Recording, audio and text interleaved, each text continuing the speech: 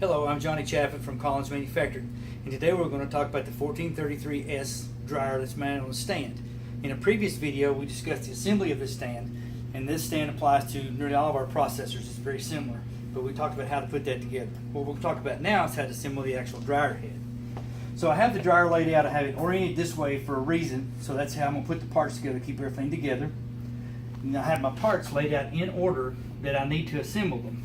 And the instructions is not really clear, so that's why we've done it this way, so we can kind of see. First part we take is this piece, slides down over the tube, kind of snaps into place.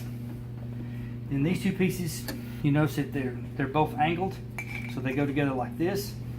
And then on the back of this tube, there's a hole that aligns with the holes in here. So, turn it up, put this in. It goes all the way down, and you can rotate this till you can actually see the hole that the screw is going to go into. And these screws are really small and hard to start. I'm using a number 1 Phillips. You could almost use a smaller one for the next screws that we're going to do.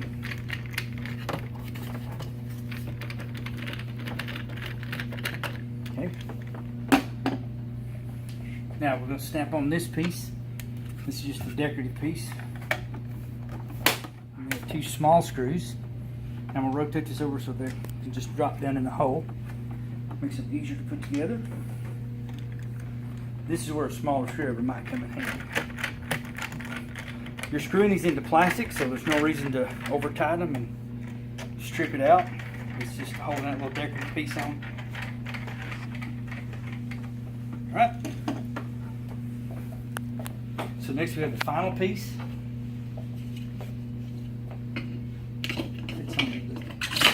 Assembly. And when the dryer's up and being used, this will be on the back side for your cord to hang on. Then we'll bring out our stand, and there's a hole in this shaft here on the very end, and that hole aligns with this hole.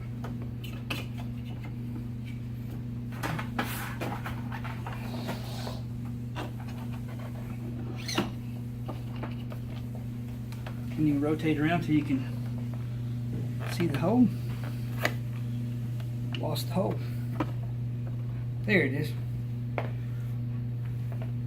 And your little thumb screw screws in place. That holds the dryer head from spinning around.